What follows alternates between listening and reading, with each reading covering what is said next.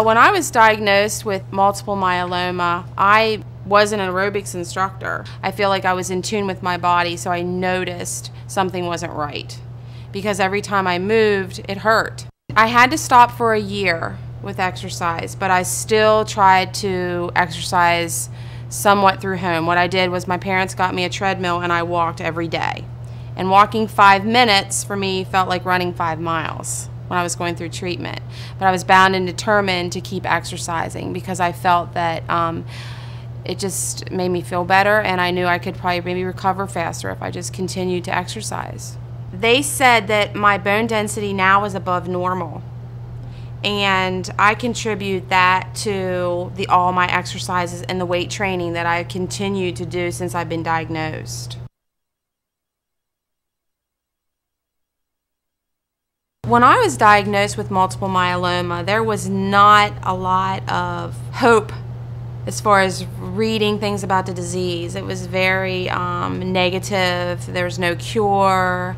You know, you're going to live for 18 months, until we found a website through the Multiple Myeloma Research Foundation. I became a myeloma mentor through the Multiple Myeloma Research Foundation, and I do public speaking, talk to other cancer patients that need support, someone to talk to. Usually when I go speak, they just want me to tell my story and how I found out I got myeloma, what my reaction was when I was diagnosed, how I dealt with the treatments, and usually how my family accepted it.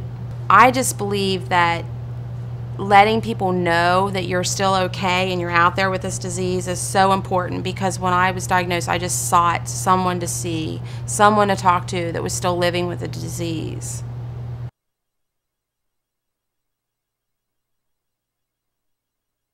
Well, after I went through my chemotherapy and I went through the stem cell transplant, I had to decide whether or not I was going to go on a maintenance program. And my doctors, there's really no guarantee if the maintenance program is going to work. And it was a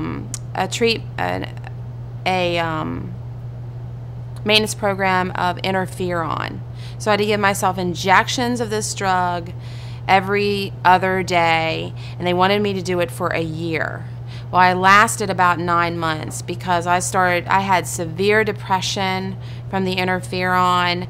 I had leg cramps, and you almost get flu-like symptoms every time you'd have an injection.